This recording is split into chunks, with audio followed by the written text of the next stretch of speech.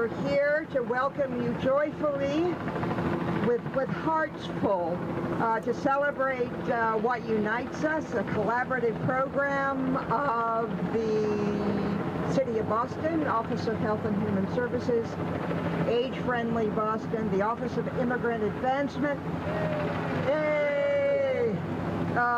the City of Boston Food Access, a very important program in collaboration with the Boston Public Market, the kitchen at the Boston Public Market, and the Friends of Armenian Heritage Park, or Friends of Heritage Park on the Greenway, of which you are all very, very much a part. Today, this morning's, as the northendwaterfront.com refers to it, this morning is the Ireland edition.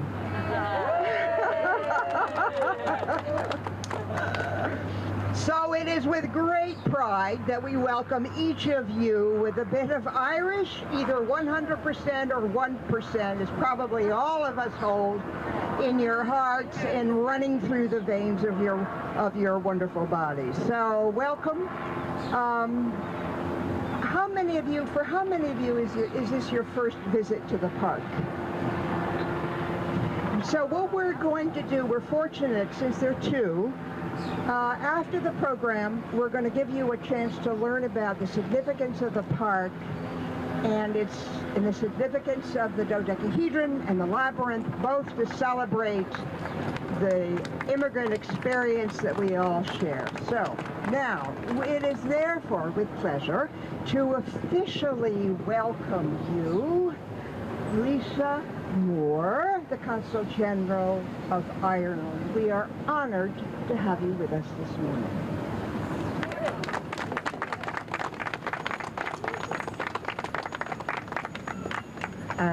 Gur míle maith Barbara agus tá an áthas orm bheith anseo inniu. Thank you so much, Barbara, for inviting me. I'm very, very happy to be here today, and what a wonderful initiative to have this series of events celebrating the immigrant experience in Boston, and of course really, really happy that today is Ireland Day.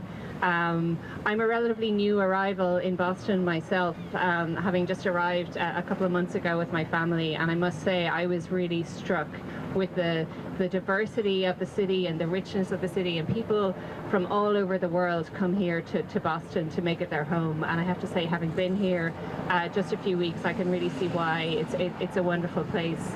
And I'm very, very happy to be here, and so glad that you're having this particular day to celebrate the Ireland immigrant community, which has made, I think, a pretty significant contribution to the history of Boston. I mean, Ireland, the consulate in Ireland, we're celebrating our 90th year here in Boston. It's one of our very oldest diplomatic missions, and I think that is because Ireland and Boston, this part of the world, have such a significant historical relationship.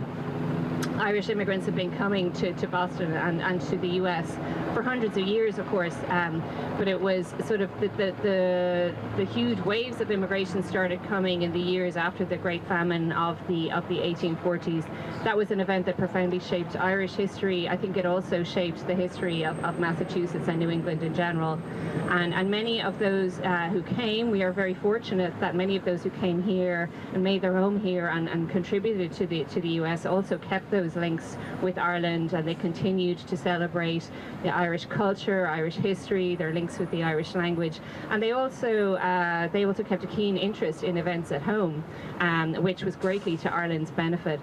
Just a couple of weeks ago, we had here in Boston at the Edward M. Kennedy Institute for the United States Senate, we marked the centenary of the visit to Boston of one Eamon de Valera, who was to go on and become the future President and Prime Minister of Ireland. He came to Boston in 1919 to make the case for Irish independence. He addressed a crowd at Fenway Park of about 50,000 people, which just goes to show you, like back in those days, how many people in Boston were of Irish descent and were interested in Ireland affairs. And that contribution of Irish America has continued to this day. I mean, Irish America politicians here in this part of the world, they were so instrumental in Irish history and bringing about things like, the Good Friday Agreement that played key roles. I was up in Maine earlier this week, and we were celebrating the contribution of Maine Senator George Mitchell, who had links with Connemara, and his key role in bringing out about the Good Friday Agreement and the Irish peace process. So this is the Irish immigrants who came to this part of the world. They have maintained their links with Ireland. They have also obviously gone on to play a huge role in the history and in the political life of America itself, and it's something that we are very, very proud of. And Ireland looks to maintain and build on those links in the future. The government of Ireland over the next few years is looking to double its impact, the impact of Ireland around the world, including by opening new embassies and new consulates around the world. And in the United States, later this year we're going to open a consulate in Los Angeles, and next year in Miami. And we have more consulates. We have our embassy, of course. We've got more consulates, Irish consulates in the United States than we do in any other country in the world. And I think that's, it really brings home how important this country and the links between Ireland and America are to us. So I'm really, really happy to see that. But I mean, bringing it back to Boston and that 90 years that we've been here, I mean, I think that there is no other country than the US that is such a unique relationship for us in Ireland. But like, if you were to take all of the US, there's no place like Boston. I mean, Boston really is the heart of that Ireland-America relationship. So it's very, we're so happy to be here with all the groups organising this event in the city of Boston to celebrate Ireland as part of the immigrant experience. And I just want to say before I finish up as well, Ireland, I think that it too has been profoundly changed over the last generation or so by the immigrant experience. It's no longer a country of emigration, it's a country of immigration. 1 in 8 people living in Ireland were not born in the country. So that's been a huge change over the past generation, and including actually my own husband, who came from Poland, because we have lots of EU citizens living in Ireland now, and it's really changed our country for the better. We've become a much richer and more diverse country because we are lucky that those people have chosen to call Ireland their home. So it is just very nice to be here today at this event to celebrate Ireland, but also to celebrate the immigrant experience in general. And thank you so much to the City of Boston and to all of you for coming here today to be with us, to Margaret. Thank you so much. And I'm sorry, just one final thing, if you'll indulge me, Barbara. I just wanted to say we are so fortunate to have a fantastic number of Irish-American groups here in the city of Boston who do wonderful work promoting and keeping alive interest in Irish history and Irish culture and Irish heritage and Irish language. And also we are so fortunate to have groups like the Irish International Immigrant Centre and the Irish Pastoral Centre who do so much work promoting the interests of not only Irish immigrants but immigrants in general here in Boston. We're very, very proud of the work that they do, and we're proud to be associated with them, and I'm very glad that you are going to get to hear from some of them today. Thank you so much. Thank you very, very much. Join me in speaking from the heart and really speaking about perhaps what really resonates with all our groups that have all these ethnic communities that have come to this great country, and each making a contribution to the quality of life, while each being dedicated to their own country of origin. And you spoke in really an extraordinary way, I'm sure, touching each of our hearts. So thank you. And we agree with you. The work of the Irish International Immigration Center is extraordinary. When I say we, the foundation the center is one of 4 organizations serving immigrants and refugees that we're going to be honoring at an event that we're doing in September, celebrating the contributions of our nation's immigrants. And the benefit is to raise funds to be able to support the endowed fund for the park's care. Also, you are very much a part of an event, a program that we're so very proud of, that means so much to us, and that's the New Citizens Welcome Reception that we host here in October 17th, following the naturalization ceremony at Faneuil Hall. So if any of you would like to be a greeter to help us warmly welcome, as so many of you already do, and join the Elliott School children, we would love that as well. So with sheer joy and pleasure, join me in welcoming an extraordinary leader in our community that we're very proud of as well, Ronnie Miller, and I'm going to ask you to introduce Anne-Marie Byrne. This should be very, very interesting. Thank you. Thank you. Thank you so much, Barbara, and Consul General Leisha Muir, for your wonderful, kind words. My name is Ronnie Miller, the Executive Director of the Irish International Immigrant Centre here in Boston. And I'm really honoured and delighted to be here today to share a wee bit of our story of the centre, what we do, and just maybe my own personal story of emigrating to the United States. And then we're going to hear from my colleague Anne-Marie Byrne, who's going to share her story of immigration and how she came to the United States. So the Irish International Immigrant Centre is Boston's welcome centre for immigrant and refugee families from Ireland and from all over the globe. Our vision and our sort of mission is to be working towards a city where all are welcomed and valued and enjoy equal opportunities and protections. So we're a port na fáilte, a port of welcomes for immigrant families who are arriving and who have been here. And our sort of work is about helping families integrate successfully into society here, right? So 30 years ago, Sister Lena Deavy, who was a social worker in Dublin, emigrated to the United States. She did an amazing sort of dissertation and study of the challenges that Irish immigrants had in the 1980s. There had been waves of immigrants had come through, always tied to economic crisis and so forth. And Lena realized, and other Irish immigrants realized, that first and foremost, these immigrants needed access to legal services, to be able to get status, right? To be able to get permanent status here, to get a work authority. And Lena was able to organize a group of immigration attorneys to show up in an Irish pub on a Monday night in Brighton. And to this day, 30 years later, we are showing up in an Irish pub here in Brighton, providing legal services. We're in a health centre in South Boston, a church basement in Dorchester, and our own welcome centre is on State Street. It's a wonderful, vibrant welcome centre. And we provide immigration legal services, wellness services, and education programs. So we have attorneys on staff, we've got social workers and adult education classes, right? People who maybe want to get off minimum wage and who maybe want to get a career and want to really sort of bring stability and a future for their families. That's what we're all about. We're helping Irish immigrants and families from Central America, from Haiti, from Africa, from all over the world, 120 different nations.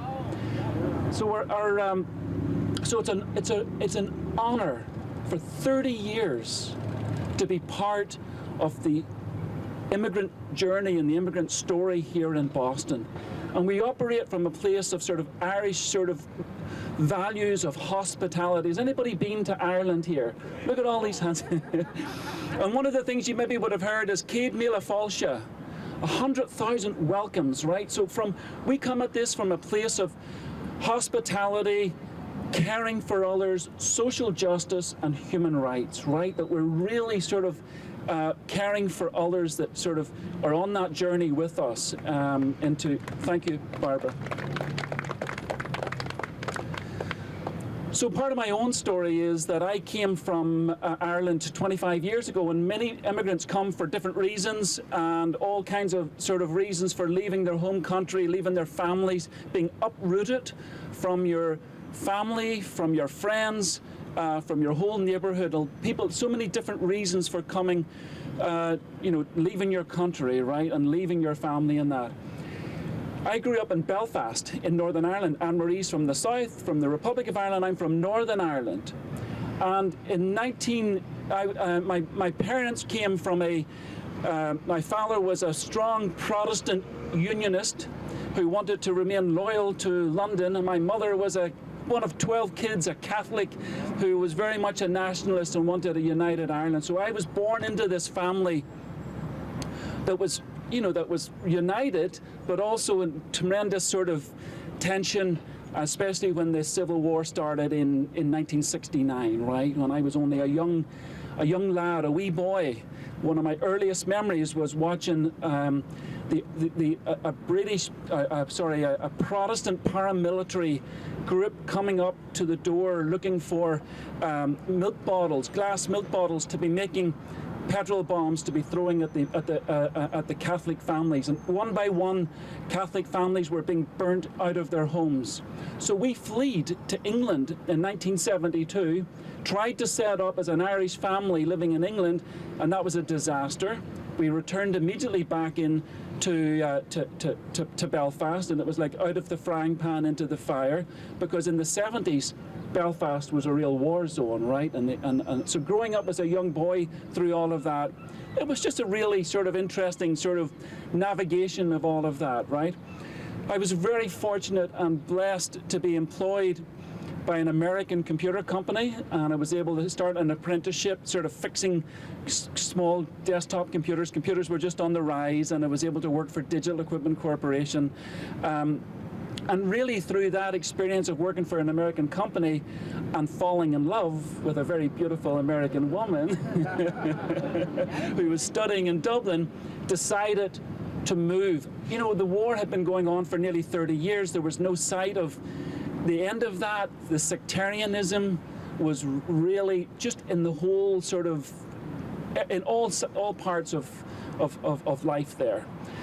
So I, you know, was in my 20s, decided to sort of to give this a go, and I remember arriving in Boston with just my suitcase, right, and only knowing one person, and that was my fiance, Kelly, and landing here with, you know, very little sort of idea of what to do and, you know, where to go and that. So, but it all, you know, that sort of arrival, those first few days, even though I realized that with the color of my skin and having English as a language, I am tremendously privileged and had such, in comparison to so many others, such an easy transition here to the United States.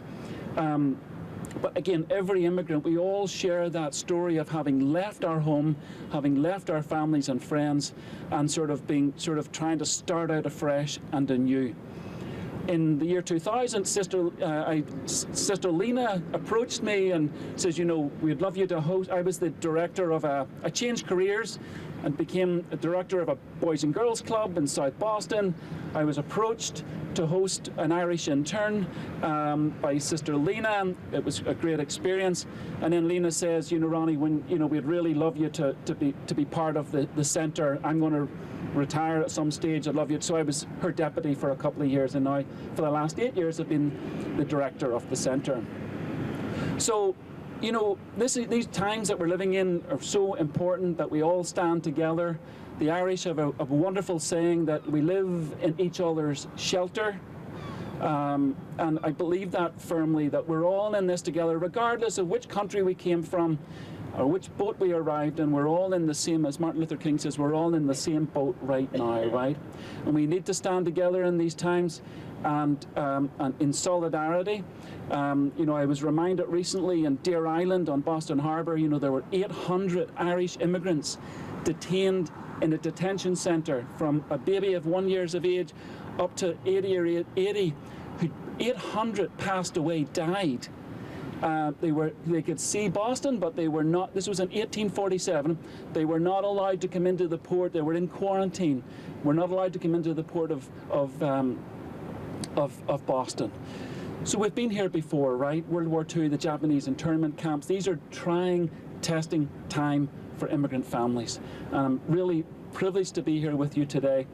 And I'm just encourage us all to sort of keep sort of standing together, working together for a city where all are welcomed and valued and enjoy equal opportunities and protections. I'm really honoured. I have the best job in the world. I've been in the centre for nearly 9 years, and honest to goodness, I really love coming into work every day because I get to work with amazing, dedicated, smart, committed people. And Anne-Marie Byrne has been at the centre for, she'll tell you her whole story, but she's one of our wonderful colleagues, and she's going to share her story about how she came to America. Let's give Anne-Marie a welcome.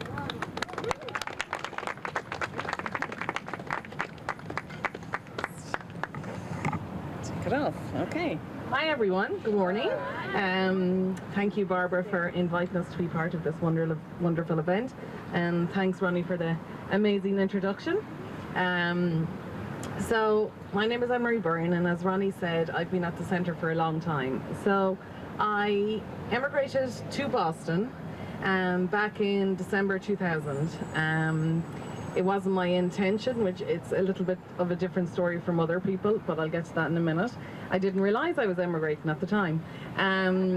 So to go back to where it all started, I'm from Ireland, hence the accent, and I was born and lived in a county in Ireland called County Longford. So when I say that here in the US, even if I say to Irish people, the immediate question after it is, where is that? I even get that from Irish people. And then the next question I get from Irish people is that a county? So as you can imagine, it's one of those, it's right in the Midlands of Ireland. There isn't a lot going on. I mean, I love it. It's a hidden gem. There's lots of beautiful sites, but in terms of tourist attractions and having a good hurling and football team in Ireland, which is very important, we don't tend to do very well. So we're a little bit forgotten about. So growing up there, I loved it. I had a great time, loved it. But when it came to graduating from college and having opportunities in terms of jobs, Longford was not the place to be. It has changed slightly since that, but it just didn't have the same opportunities as some of the other counties. So I had family living here in Boston. We kind of have a long history. My parents actually this is a long story, but I'll try and keep it short. Our family also had a history of emigration to Boston because my dad, who's from County Leitrim, another forgotten county in Ireland, my mum is from Galway, which everyone knows, so that's good. Woohoo! They actually emigrated here years ago to different parts of the US, but both ended up in Boston, met each other, fell in love, got married in Dorchester in St. Anne's, and then moved back to Ireland and had 4 kids. So that was kind of the story. And I was lucky enough that my mum at the time, times were somewhat easier then, in that if you lived here for 4 years, you could apply to become a US citizen. So my mum actually did. And I was lucky enough to be able to become a dual citizen once I went to the embassy before I was 18 in Ireland. So I definitely had that advantage coming here. So back to me coming here in December 2000. I came to visit my family, who I mentioned a number of them live here, and I came for 3 weeks. So it's nearly 19 years later and I'm still here. So again, I remember the apartment I'd been living in and my friends and everything at the time. To them, I was like, okay, see you in 3 weeks. I fully intended returning home after 3 weeks. So it kind of made the goodbye easier because I didn't actually realize I was leaving kind of permanently. So there was less tears, which probably in hindsight was a lot better for all of us. And why am I still here now? That's the question. Why am I still here? And the reason is, honestly, I was probably here about a week or two, and someone told me about, oh, you should go into this place called the Irish Centre in downtown Boston. I was only just here, and I was like, oh, I've never heard of that. So my friend took me down, and it was, turns out, at the time, the Irish Immigration Centre. And it was based at 59 Temple Place, I remember well. So went in, and immediately I loved the feeling there. I loved the staff. Everyone was friendly, the staff, the volunteers, and I just came in to kind of say hello and get some leads on housing and jobs and kind of see what's up. But going in that day to that centre changed everything for me. I honestly don't think if I went in there that I would have probably settled and decided to stay. So that was good that I was told about the centre. But as it turns out then, I hadn't intended working there, but as it turns out, one of the other girls who was on reception there at the time, she was from Armagh, she was leaving the next day. So got chatting to her, everything was great, and then went home not thinking anything. Just happened to leave my resume. That afternoon I got a call from a lady called Bonnie Dwyer, Connie probably remembers Bonnie, asking me would I like to work at the centre. So I was like, yep. I knew if I didn't end up working there, I'd volunteer there because it was I just loved the feeling, and it's still the same feeling today. Even though we've grown and expanded, you still get that same sense of home when you're there. So started working on reception, and what I loved, and this kind of brings around the whole experience of my time in the US,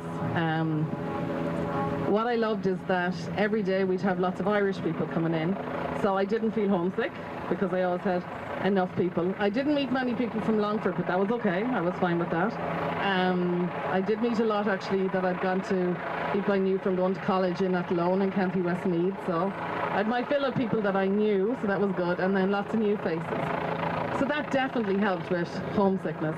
And then on top of that, because we serve people from all over the world, which I was kind of amazed at when I first started there.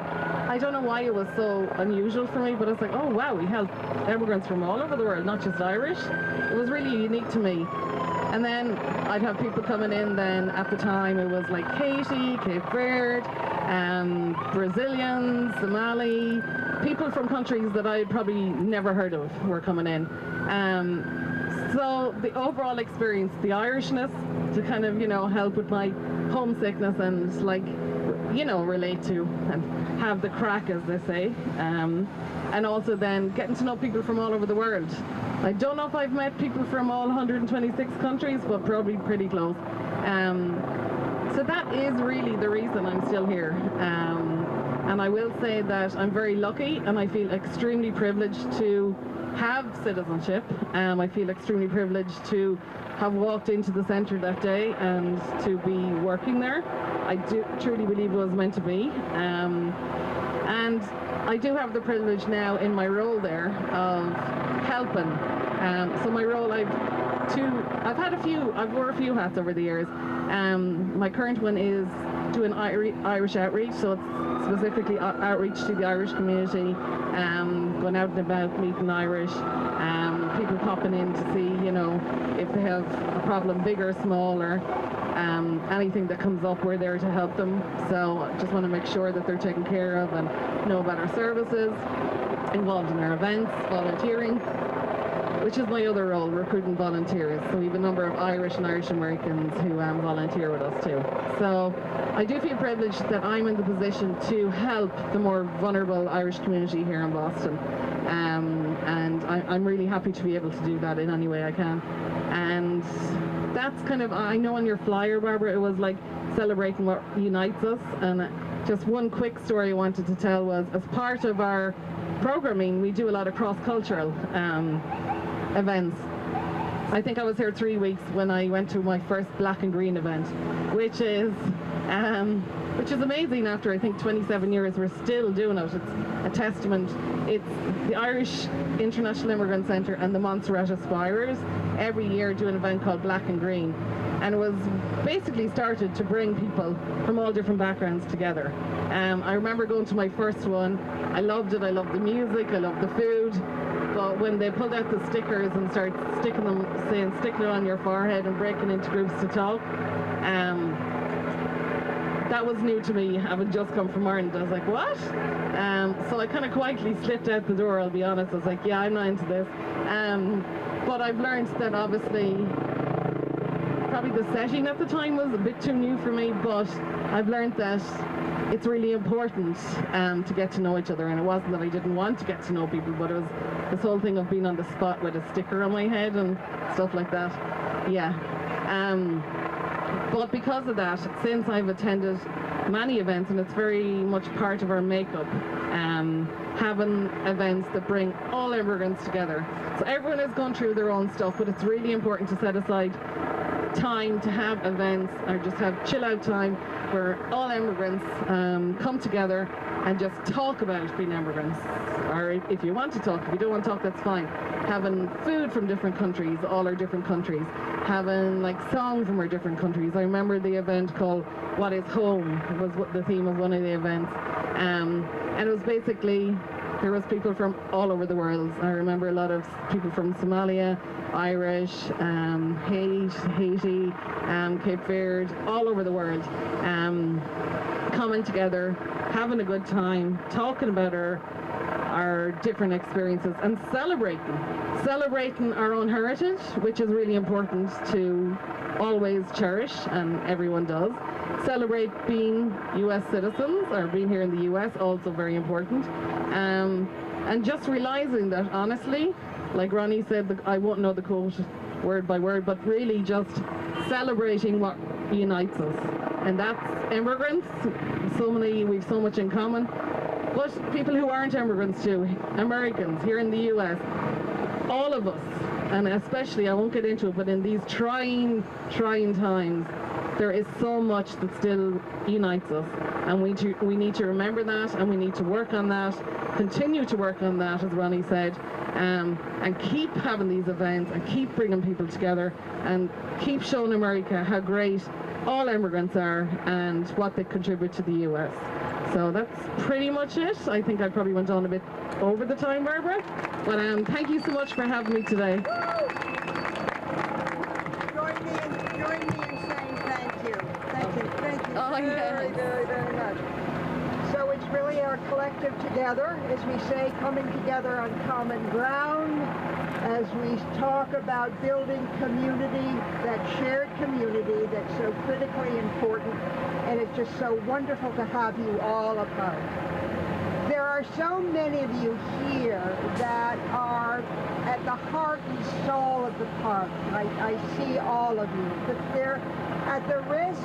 Join me in extending a special thank you to the woman that's standing in front of me, who at the very beginning introduced us to Sister Lena.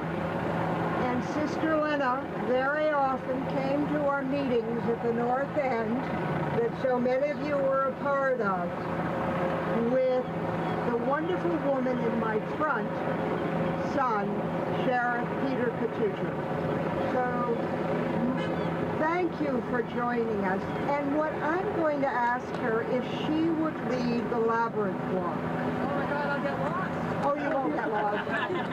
At the very beginning, she was here, as so many of you are, for every event that we've ever done at the park. You should be proud and so pleased that so many of these extraordinary people are following your lead. So join me now in walking the labyrinth, symbolic of life's journey.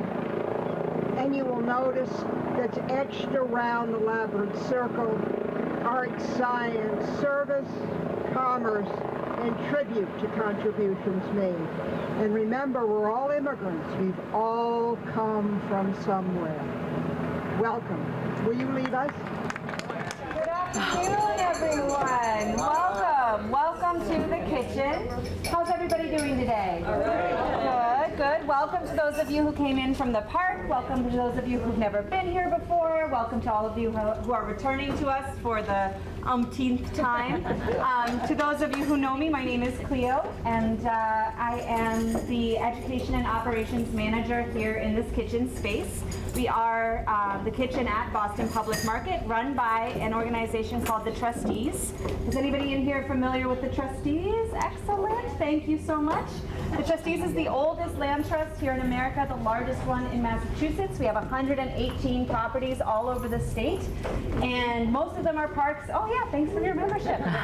Parks, farms, historic homes, places like Crane Beach or World's End or Appleton Farms, for us to go out and experience nature. Here in this kitchen space, what we're doing is building a Boston community. So people who kind of learn about how food impacts every single aspect of our lives, and also how it brings us together, which is what we're doing in here today with this program called Celebrating What Unites Us. How many of you have been here before for this program? Oh wow, thank you so much. Welcome back. This program is a collaborative effort between the Armenian Heritage Park, where most of you just came from, the Mayoral Office of Food Access, and we have Liz over here with them. Thank you, Liz. And the Mayoral Office of Immigrant Advancement. Carol's over here. In no particular order. Age Strong Boston, we have Eugenia. Great. Oh man. And all funded by Blue Cross Blue Shield. So it's just this huge partnership, bringing us all together, sharing some of the most delicious food that we ever do here in this kitchen space. So without further ado, I am so excited to introduce our chef today. Her name is Andrea Feeney. So Chef Feeney. How are you guys? She's going to be making it sound, I mean, it already smells incredible in here. So I'm going to take a step back and let her tell us. You to clip this onto your apron so I can hear. Oh, sure. Yeah, of course. Excellent. Will that work for you? Yeah. Okay. She is going to be telling us what we are smelling in here today. Yes, I am. Hi, everyone. So I'm Andrea. Nice to see everybody here today. Let me know if you can't hear me and I'll project my voice a little more. But we are making a traditional fish chowder, which is obviously popular in Ireland. Being an island, we have access to a lot of fish. We are going to be serving that with some brown bread or whole wheat bread, which actually Cleo baked off earlier. It is my recipe, but Cleo baked it off. So that will be served with your chowder, and also a mixed green salad with the homemade dressing. So I will be demoing for you today just the chowder. So it's a pretty basic recipe. I'm going to start prepping as I talk, if that's okay. So the ingredients that we're using, the first thing is obviously some Irish butter, which I have here, and you'll see a whole tub of it over there. So the Kerrygold butter to give it, you know, some good flavor from our grass-fed cows back home. So butter, onions, another good Irish staple, our potatoes. So they're kind of the basis of our stock, some vegetable stock as well. And then the fish that we are using salmon, haddock, cod, and some smoked haddock, which is very popular back home, especially the smoked haddock. So does everybody here eat fish chowder? Yeah, okay. Yeah, so, and I actually teach in Hingham Public Schools, so I teach home ec, family consumer science. So my background is a home ec teacher, and I did train back home in Ireland for that. So I'm more used to teaching hands-on as opposed to demonstrating. So if you have any questions, just stop me as I'm doing it, or if anybody wants to get hands-on, let me know. You can come on up here. What is a pastry blender? Oh, a pastry blender. So do you have one up back actually, Cleo, so that I can show them? Or did you do you don't have one? Did you use your grate it right? So a pastry blender is, it has a handle on top, and then it's almost like knives at the bottom. So it's like a horseshoe shape, for want of a better explanation, and it's almost like knives, and so it cuts in the butter into flour if you're making like breads or pastries, anything like that. So we actually, traditionally in Ireland, that's a really great question, because traditionally in Ireland we don't use pastry blenders. We would do the rub-in method, so you would use your fingertips. We don't even grate it actually, it's fingertips, and we would just rub in the butter. So the question that this lady asked, it's in relation to our bread recipe. So you cut the butter into the flour. So it's like a method of incorporating air and cutting through the butter to get air into the butter. So you're not kneading the dough, or are you kneading For this recipe, you don't need the dough. Actually, guys, this bread is delicious, not gonna lie. So when we get to the bread, we don't need the dough. It's a really quick, it's a wet recipe. So it has buttermilk, which is traditionally used in Ireland as well. Anybody know why? Does that have the effect of yeast? So it helps to raise. So it works with the bread soda or the baking soda to help the bread to rise. But also because if milk goes sour, who wants to waste milk? So instead of buttermilk is actually sour milk. So if people had sour milk back home, they would use it to make their bread, as opposed to like buying buttermilk, or as opposed to adding like vinegar or lemon juice to their milk. Does that make sense? Yeah. So actually, so the recipe for the bread, it has like oats, flaxseed, whole wheat flour, white flour, brown sugar, butter. I think you guys might have a copy of the recipe there. So that's what we're talking about, if anyone's not sure.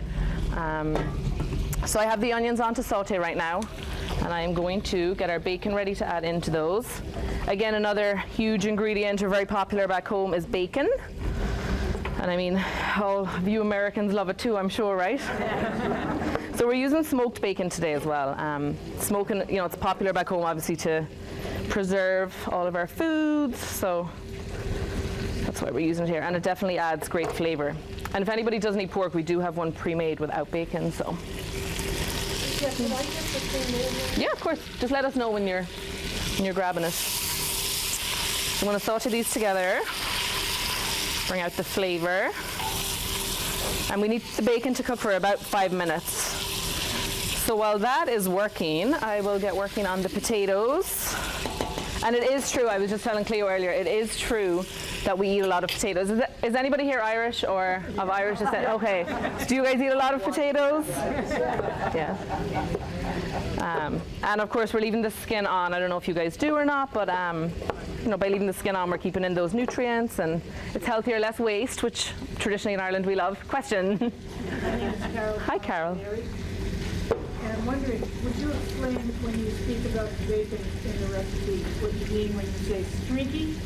So streaky, it's like American bacon as opposed to traditionally Irish bacon is back bacon. So has anyone ever had an Irish breakfast? Oh, yeah. So it's like those thicker pieces of bacon, which is back bacon. So for if you were having like a boiled dinner back home, we actually do not eat corned beef and cabbage. It's generally bacon and cabbage, which is the thicker pieces of bacon that you would get with an Irish breakfast. So the streaky bacon for this, it's just because it has a little more fat, and we're using smoked today. But you can use regular bacon if you have it, like it doesn't matter, anything pretty much goes in soups and stews once you have the basis for the flavour, you know. And that was, you know, traditionally in Ireland, people use up what they can as opposed to wasting food, so. Chopping my potatoes, and I'm just chopping these about like cube size, just like an inch cubed.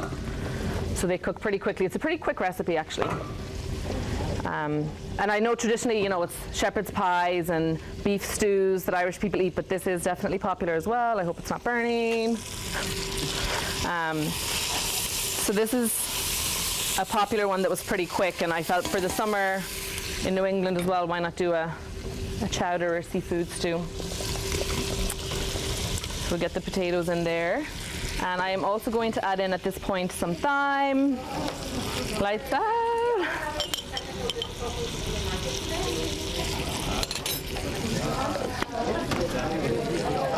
So I'm adding in my...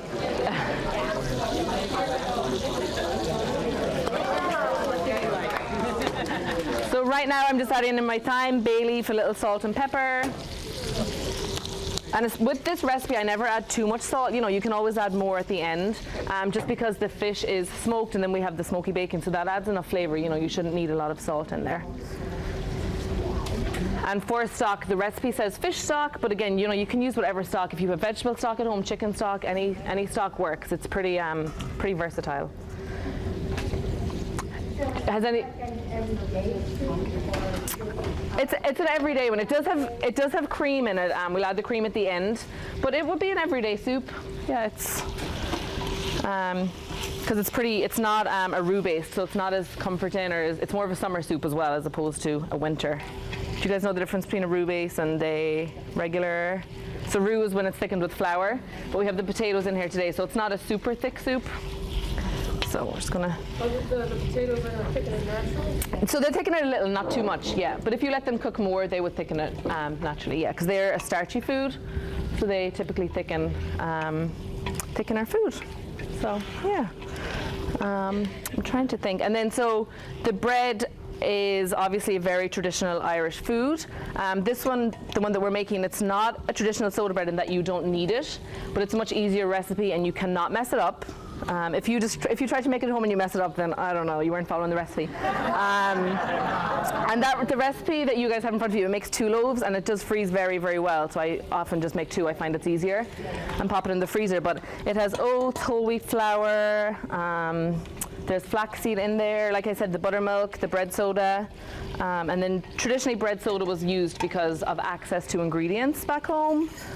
So, you know, instead of having like yeast breads and also the thyme, it's, you know, you just mix it up and it works with the buttermilk, so the alkaline acid work together. And it can be made on a griddle, like we baked it today, but you could make it on a griddle if you wanted to, just like little rounds or, yeah, so that's what we're serving.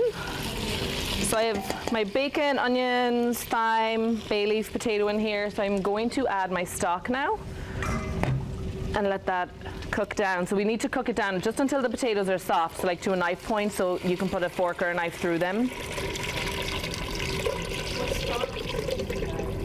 Pardon? So we're using vegetable today, but you can do fish stock, vegetable stock, any broth or stock that you want actually works pretty well with this. So. I'm sorry, what stock are you using? Vegetable stock today, but the recipe calls for fish stock, but you know, we're just changing it up a little. And so then, you know, some other traditional Irish foods, obviously the Irish breakfast with the pork sausages, bangers and mash. Have you guys had all of these? Yeah, Boston is so full of Irish, it's amazing. I've been living here for 6 years. And I was also saying to Cleo this morning, when I moved here, trying to find some ingredients, just like the different things. For example, like the meat, trying to find grass-fed beef, because obviously any beef that you get in Ireland, it's grass-fed, because it's such a huge farming community. And I grew up on a farm in the northwest of Ireland, so interesting. And we sourced all of our fish today from Red's Best. Oh, I can put them under. So have you guys been through the market at all? Yeah, so it's very, very good quality fish, high quality. And the salmon is from the Gulf of Maine, and the haddock is from Chatham. So we're using a mix of haddock, cod, salmon, and smoked haddock. And obviously smoked salmon is popular back home too, but I wouldn't put that in a chowder. I don't know why, it's probably too good to put in a chowder. But actually smoked salmon is excellent if you have a good piece of smoked salmon with the brown bread and just some of the Irish butter. And it's another traditional food back home too. It's served a lot in restaurants and bars. So, have any of you been to Ireland? A few of you, yeah. Have you done tours, or do you have family there? All of the above. A friend was getting married. Who's getting married? A friend was getting married. Fab. So I went in 2004 for the engagement party, and then went the following summer. I stayed for a whole week. Oh, wow. We're going that Friday, you can't just go for it. Right, oh yeah, because it is a long flight, but I mean, flights are reasonable now, you know. Yeah. When I was a kid, we have cousins that grew up over here, and my aunts and uncles and whatnot, so they would always come to visit us, but we didn't really come here that often because it was such a big trip from home. Yeah. But to go back, I guess it's not as much of a big trip. So I'm just cutting these into bite-sized pieces as well, all of the different fish, and I'm going to add those in about 5 or 10 minutes. I'm just letting the potatoes cook down first of all, because we don't want the fish cook so quick. That's why we add it close to the end. Yep, and then we're going to add some parsley and some cream as well. So.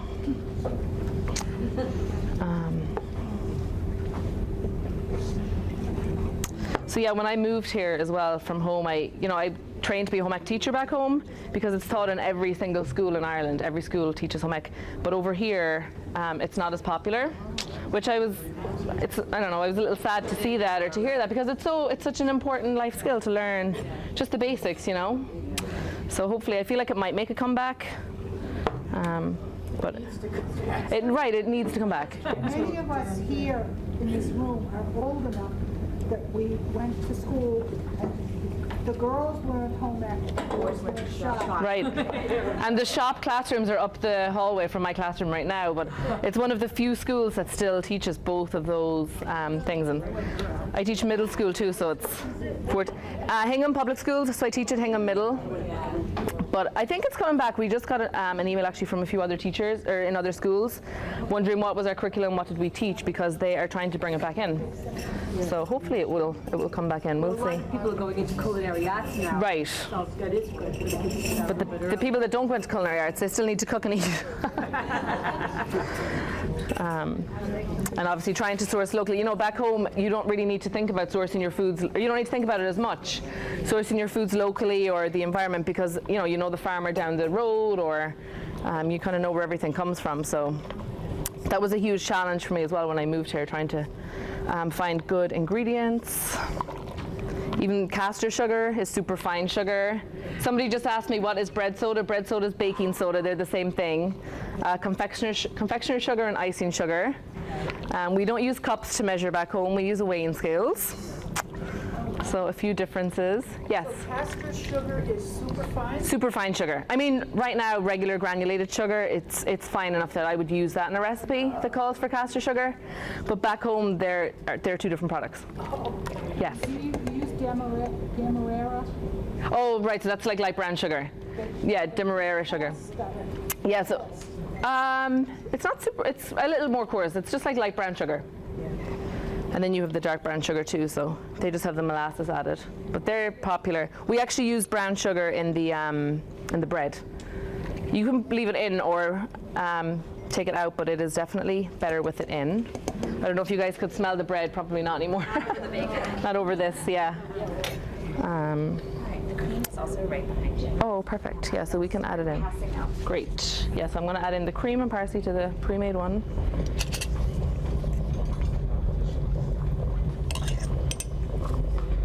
So the potatoes do cook, just take a few minutes to cook, so we're going to let that boil down. And while that's boiling down, I will be adding cream to the 3 that we prepared already. I feel like I'm on a cooking show over here. I hope so.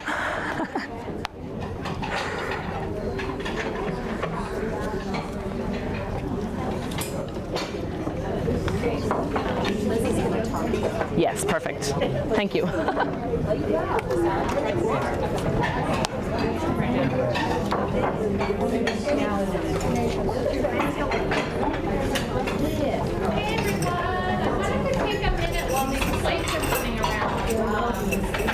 To just talk a little bit about this map. So again, my name is Liz. I work in the mayor's office of food and our work really revolves around ensuring that everyone has access to the food that they need. So you all should have this map. Does anybody not have one who wants one? Okay, great. I'll make sure you've got one.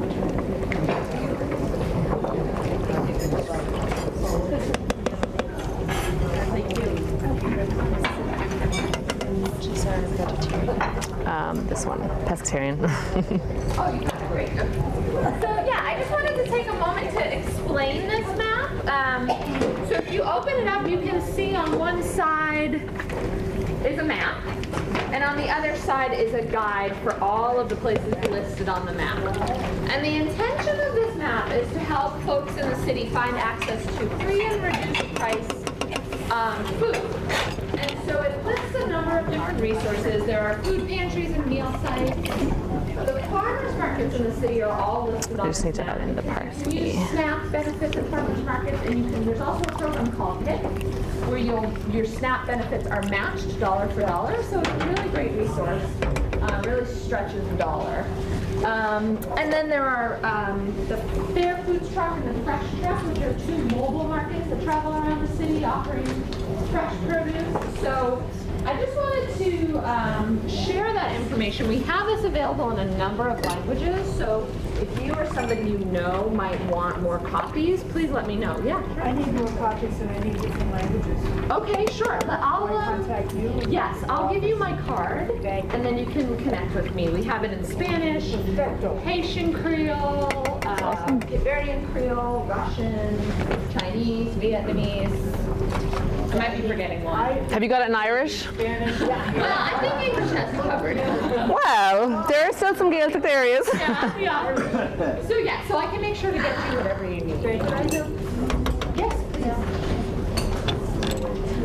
So that is our map, and we also have, we passed around a list of just a couple locations where you can also find ingredients specific to Irish cuisine, thanks to Andrea. So you all have that. It's a half-page item there. So those locations are not on this map. Those are specific to today's event, but we thought that that would be a fun thing to have. So if you want to cook any of this, you know where to go for the ingredients. And one other thing I did just want to share, because I feel like it's a great opportunity. My office convened something called the Boston Food Access Council. And the intention of this council is to improve access to food in the city and bring partners together and constituent voices to do that. And so we are restructuring the council so that there's a better opportunity for civic engagement, for community voices to be heard. And so our next meeting is on September 25th. You all have this flyer, September 25th and December 4th.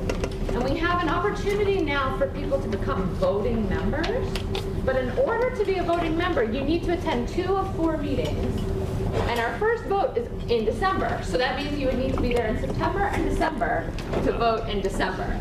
So we're spreading the word in case you'd like to join us. It's over in City Hall, and it's a really great way for us to hear from constituents the challenges that they're having accessing food. And it could be a range of physical, financial, cultural, any kind of access challenge you're having. We want to hear about it. So we hope that many of you will join us at that event. It's a great opportunity. Yeah. I beg your pardon. Sure. I don't know that I received half-gauge thing? Oh, sure, I can get you one of those. Yeah, definitely. There's a couple. Yeah, all right, sure. Yep, we've got those here. So, does anybody have any questions about the map or the council or anything? Okay, and so if you folks need the Irish grocery list, yes. Yeah, please raise your hand and keep it up, and I'll make sure those come right. So my thought was that I would let you say very quickly that you just added the cream, that we're going to heat it up but not boil it because it will separate. Yep. And then we'll start bringing out salads and stuff. Perfect. Great. Sounds good.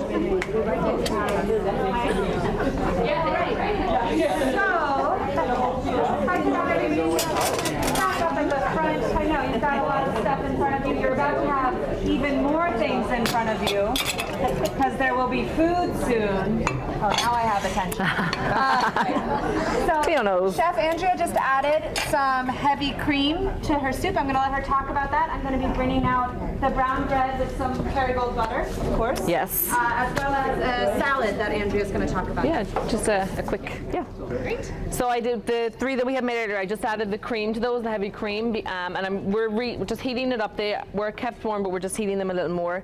And we obviously do not want to boil the cream when you add it. That's why it's always kept until the end, because it will separate if you add it and boil it, and then it's not so good to reheat because we don't want anybody to get food poisoned. So always keep your cream and add it at the end. And then I also added a little fresh parsley at the end, which again, we had this in our backyard, like 2 steps outside my back door. We always have parsley right there, and it just always adds freshness. It's delicious. So it's particularly good with fish.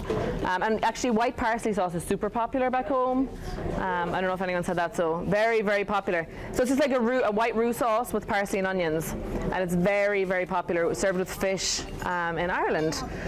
So that's what I've added here, and then we are serving a salad, which you are getting on your table. It's just a mixed green. It has shredded carrots, tomatoes, and lettuce, so very basic, and it has an oil and vinegar dressing, so very, very easy and basic.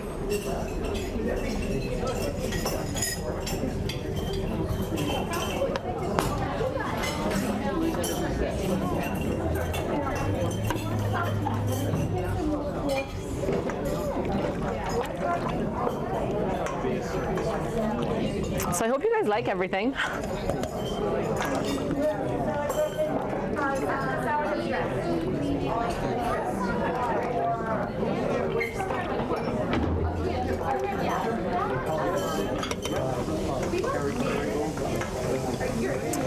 So are we serving this in the bowls, or? We're going to serve it in the bowls and then just pass it out. Okay, I just want to do a quick taste of them, so I'm going to grab some spoons. Or can you grab me some spoons, actually? Yes. Just small spoons, thanks. And that's why I love this one. It's a wet mixture. You don't need to knead it. So you don't even, if you're making it at home, you don't need to worry about kneading the bread and kneading it too much or too little. So this one is just pop it right in the tin.